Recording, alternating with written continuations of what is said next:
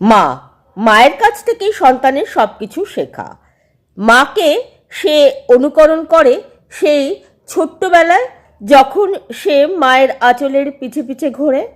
মায়ের কথা বলার স্টাইল, হাঁটা চলা সব কিছুকেই সে অনুকরণ করে।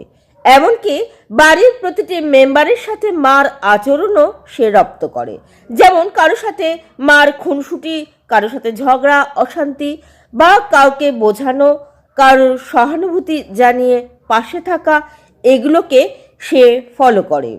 শুধুমাত্র সে ফলোই করে না, সেগুলো সে তার নিজের জীবনে ধারণও করে।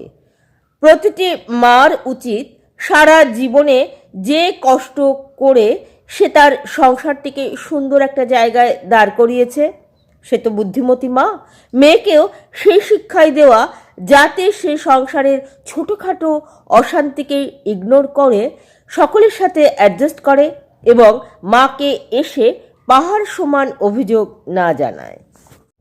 আপনি আপনার চেয়ে বয়সে বড় কোনো নারীকে বিয়ে করেছেন, হতে পারে সে ডিভোর্সি, উইডো বা অনাথ, কিন্তু তার এই ভবিতব্যের জন্য সে কি দায়ী? কখনোই নয়।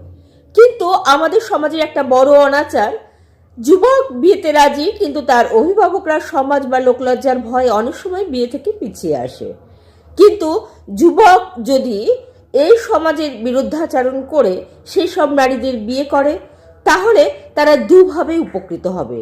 প্রথমত, সে সমাজের চোখে হয়তো খারাপ, কিন্তু ঈশ্বরের দরবারে অবশ্যই পুরস্কার এবং প্রশংসা পাওয়ার যোগ্য। দ্বিতীয়ত, সেই নারীটির সাথে নিশ্চয়ই তার কোনো ভালোবাসার সম্পর্ক ছিল।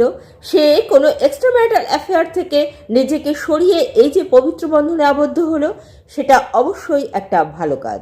আর কে বলতে পারে এই নারীটি হয়তো তার জীবনে অনেক সৌভাগ্য বয়ে নিয়ে এলো। তবে দেখতে হবে নারীটি সৎ, দিনদার বা কোয়ালিটি সম্পন্ন কিনা।